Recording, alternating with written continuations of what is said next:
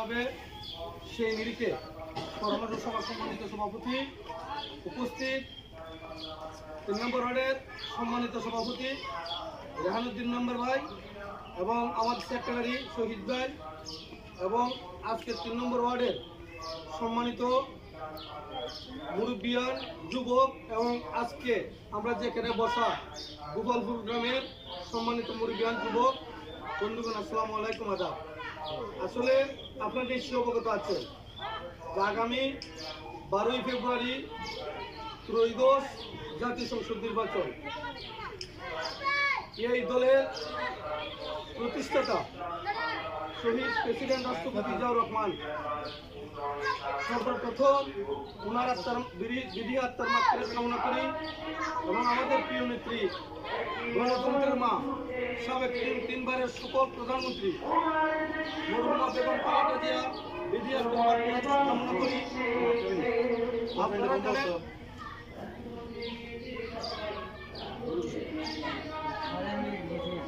আপনারা জানেন যে আমাদের প্রিয় নেত্রী বেগম খালেদা জিয়া এই দেশের স্বাধীনতা ও সার্বভৌমত্ব রক্ষার জন্য এবং ভোটাধিকার প্রতিষ্ঠার জন্য বারবার তারা নির্যাতিত হয়েছেন।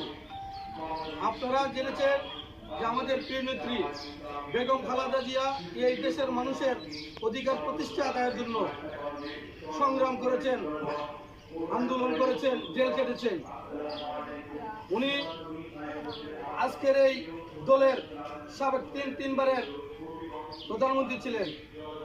আজকে আপনারা জানেন যে আমাদের প্রিয় নেতা জনাব তারেক রহমান বিএনপির চেয়ারম্যান, উনি আমাদের দলের চেয়ারম্যানের দায়িত্ব নিয়েছেন।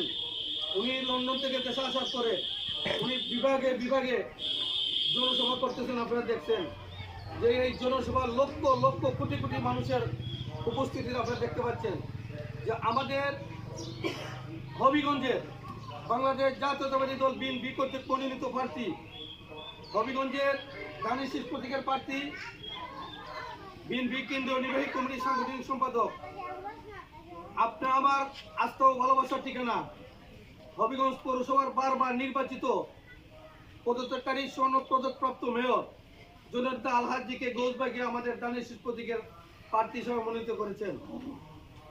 আপনারা দেখেছেন যে হবিগঞ্জ এলাকায় স্বাস্থ্যগঞ্জের গণমানুষের নেতা আলহাজিকে গৌসবাই দানিশ প্রতীক নির্বাচন করবেন। এই নিরিখে আমরা আপনাদের